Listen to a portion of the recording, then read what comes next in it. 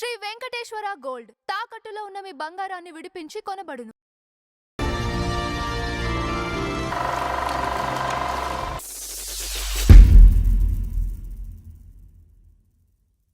రోజాని హీరోయిన్గా ఇస్తే first time ఈవిడ భానుమతి గారు అందులో నటించారు. రోజాకి అవకాశం వచ్చింది చూడండి మీరు. ఇది ఎంత ధైర్యవంతురాలు ఆవిడ. ఇచ్చేదంటే నేను ఏ రంగానికి వెళ్ళినా సక్సెస్ అవుద్దని చూసారా, ఆవిడ ధైర్యమే ఆవిడ కాపాడింది. అంటే ఏ రంగంలోకి వెళ్ళినా కూడా నేను ఇది చేయగలను అని అనుకుంటే ఆడది సబలా గిబలా అంటారు కదా, ఇప్పుడు ఈ జనరేషన్లో ఆడ తెలుసుకుంటే దబిడి దిబిడే. బాలకృష్ణ గారు డైలాగ్ చెప్తాను.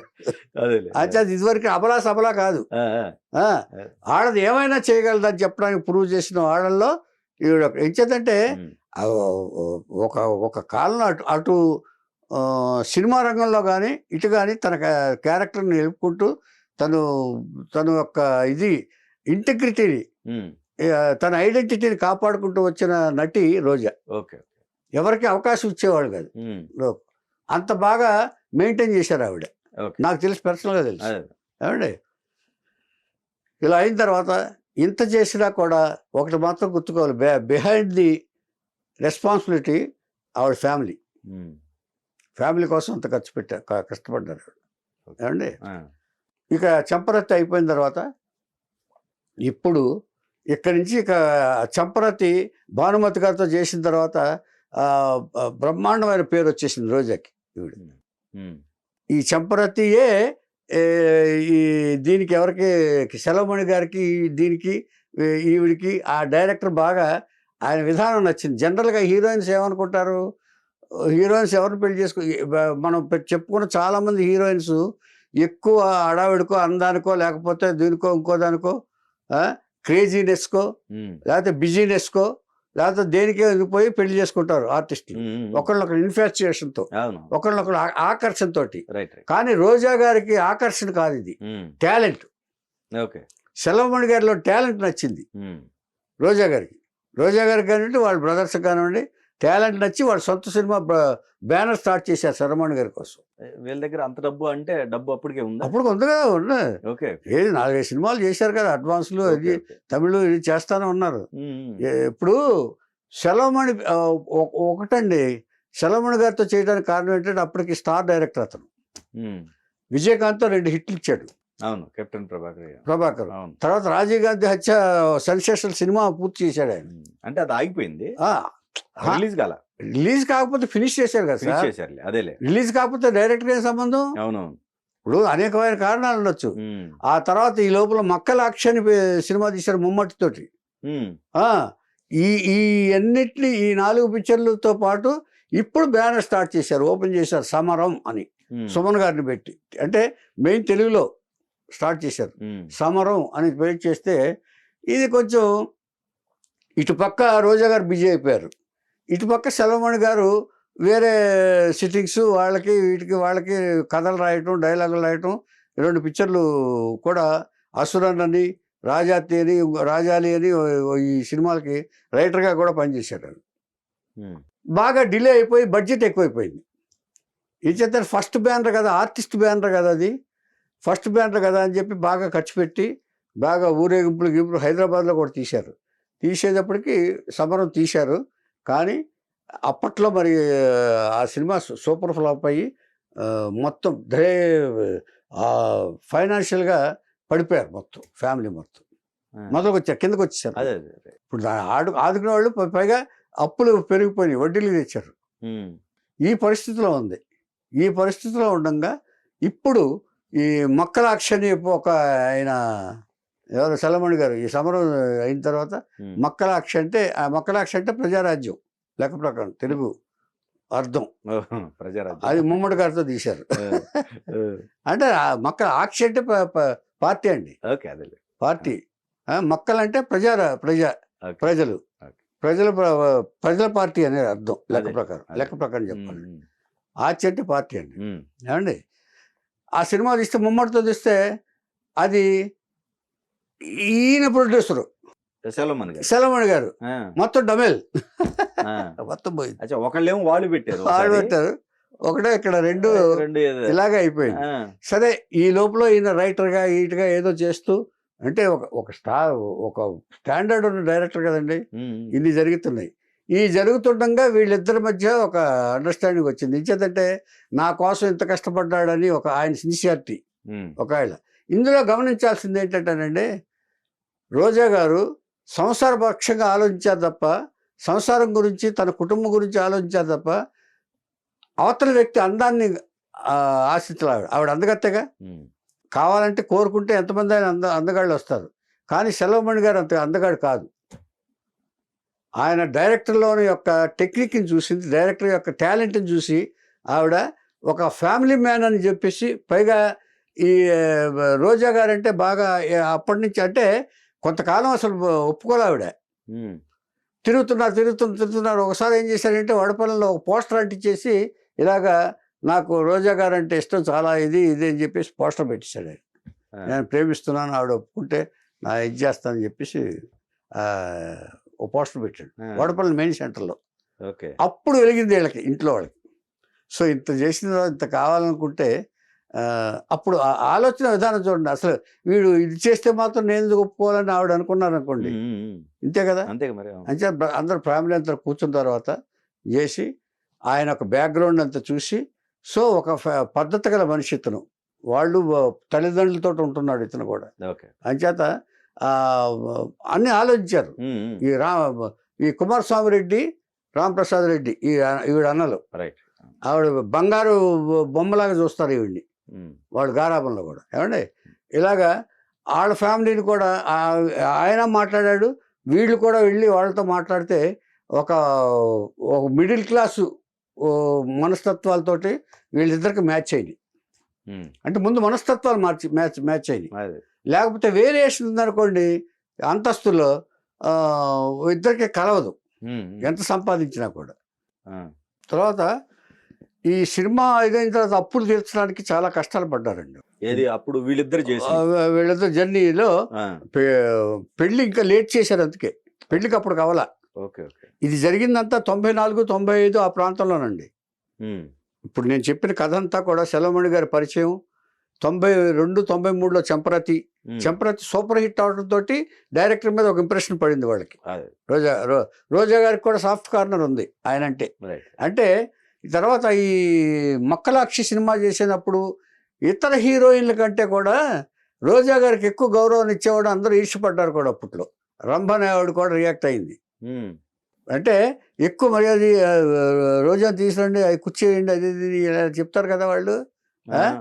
రోజా గారికి ఎంతో ఎక్కువ ప్రాముఖ్యత ఇస్తున్నారు డైరెక్టర్ గారు, మేము ఎంతో హీరోయిన్లు కదా అని చాలామంది అక్కడ ఫీల్ అయిన సందర్భాలు కూడా ఉన్నాయి అక్కడ.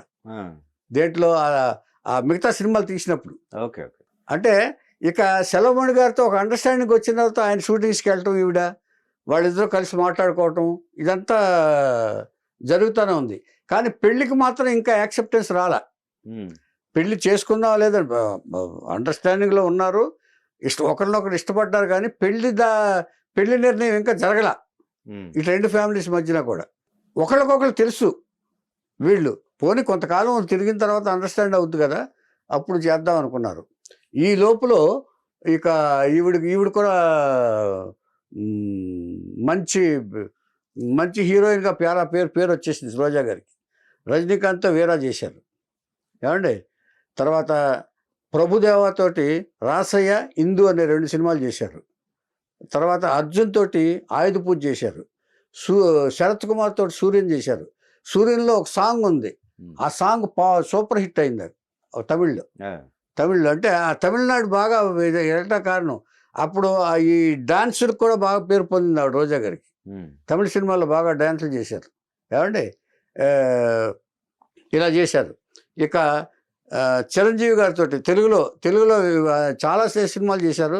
చిరంజీవి గారితో ముఠా మేస్త్రి, ముగ్గురు మునగాళ్ళు, బిగ్ బాస్. ఇక బాలకృష్ణ గారితో చాలా మంచి పిక్చర్లు చేశారు. బొబ్బులి సింహం, భైరవ దీపం, ఇక చేసిన శ్రీకృష్ణార్జున విజయం, పెద్దన్నయ్య. తర్వాత నాగార్జున గారితో రక్షణలో గెస్ట్గా చేశారు. తర్వాత వజ్రం, కృష్ణారెడ్డి గారి సినిమా వజ్రంలో హీరోయిన్గా చేశారు. ఏమండి ఇక ఇవే సినిమాలు కాకుండా వెంకటేష్తో కూడా చేశారు. ఆ. ఇవే సినిమాలు కాకుండా అత్త సొమ్ము అల్లుడు దాను, ఈవివి గారి సీతారత్నం గారి అబ్బాయి వినోద్ కుమార్తో చేసింది. అవును. ఏమండి వినోద్ కుమార్ తోట కూడా సీతారత్నం గారి అబ్బాయి. సీతారత్నం గారు అంటే వాణిశ్రీ గారితో కలిసి చేశారు.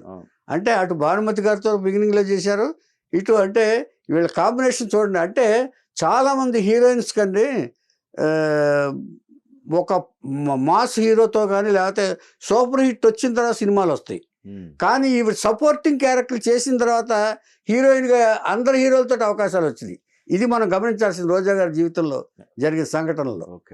రోజా గారికి దేంట్లో కాలు పెట్టినా కూడా ఆవిడ స్వశక్తితోటి తను సంపాదించుకోగల కెపాసిటీ కలిగి తన కెపాసిటీతోటే అన్నీ వచ్చినాయి అంటానికి ఆ ఉదాహరణ ఈవిడ సినీ రంగం కూడాను, సినిమాలు కూడా.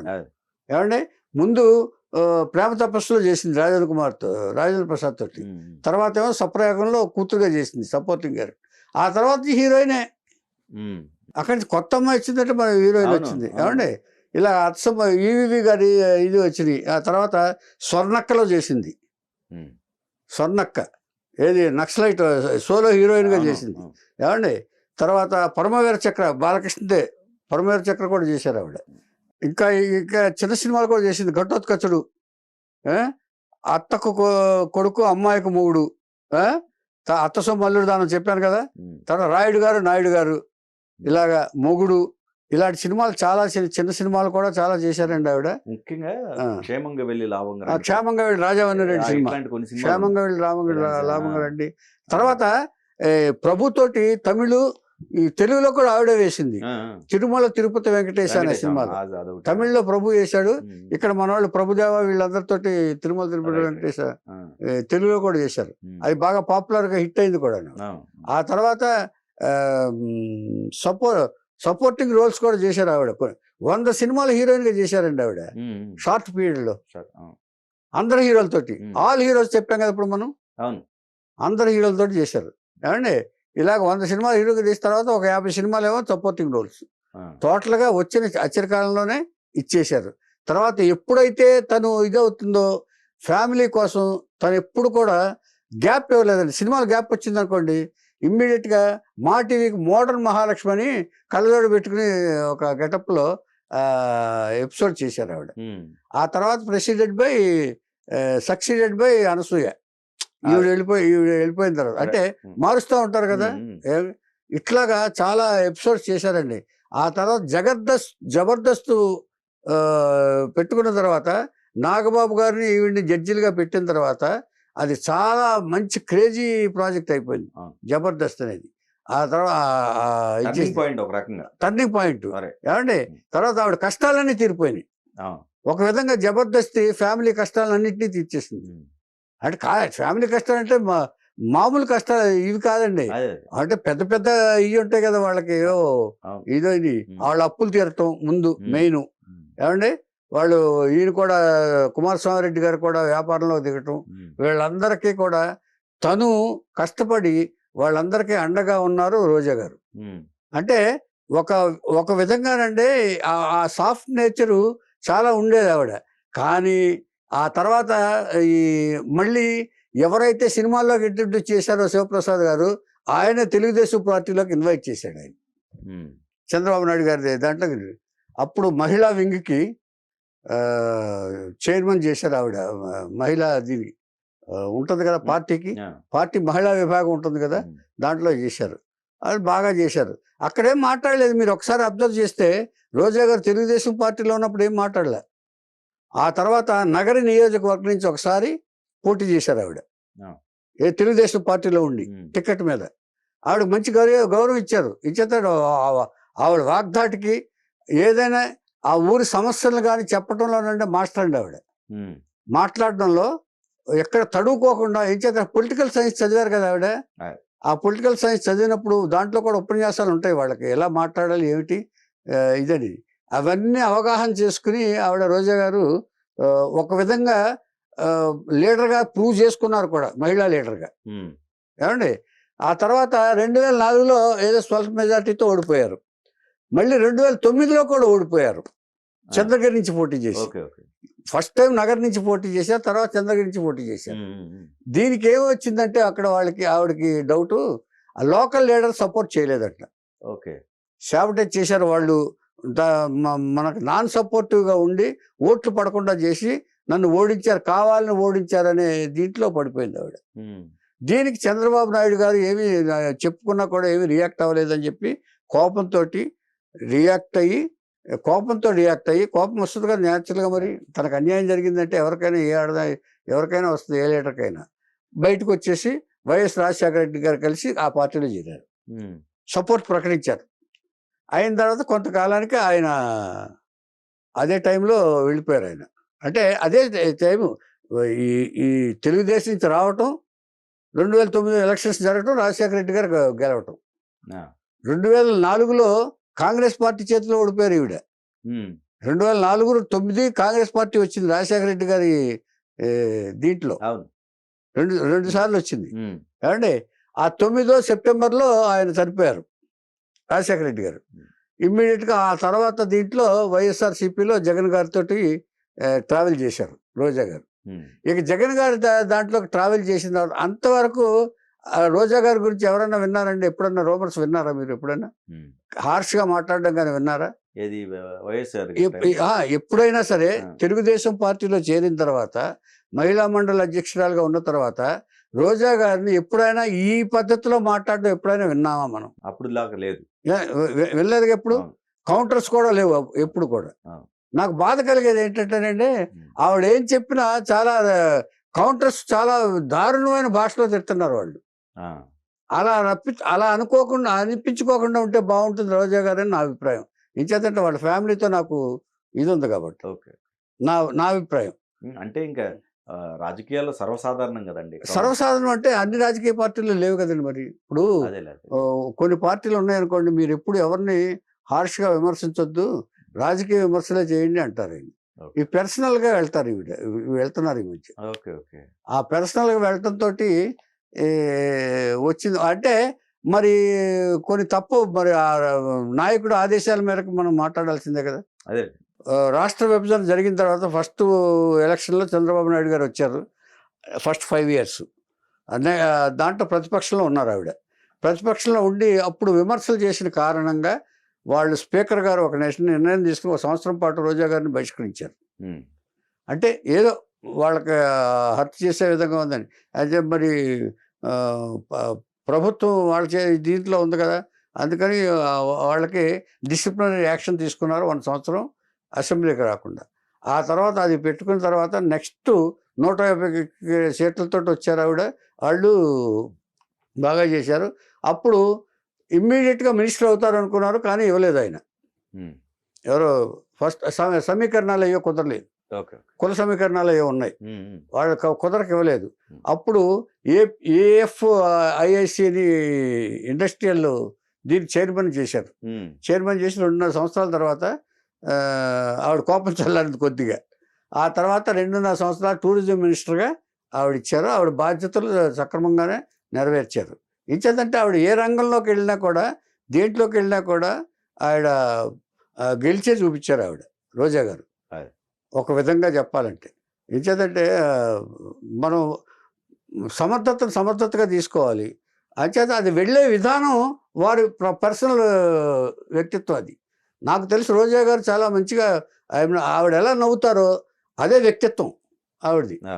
మరి ఈ దీంట్లోకి వచ్చిన తర్వాత మరి ఆవిడ అలా విమర్శలు పాలవటం అనేది నాకు బాధగానే ఉంది కొంచెం, పార్టీ పరంగా. తర్వాత వీళ్ళిద్దరికి, సెలమణి గారికి రోజా గారికి 2002లో పెళ్ళయింది. 92లో ప్రేమించుకుంటే 2002లో పెళ్లి చేసుకున్నారు వాళ్ళు. 10 years అంటే దీంట్లోనే ఒక జరిగిపోయింది ఇది. ఎన్నో అప్ అండ్ డౌన్స్ జరగటం, ఈ సెన్సార్ గొడవలు, సినిమాలు, ఇవన్నీ వీటితోటి అయిపోయింది. 2002లో పెళ్లి చేసుకున్నారు. పెళ్లి చేసుకున్న వాళ్ళకి ఇప్పటికీ 24 ఏళ్ళు అయింది దాదాపుగా. 2 పిల్లలు పుట్టారు. అంశుమాలుగా అమ్మాయి కూడా ఇప్పుడు రోజా గారి లాగానే ఉంటారు.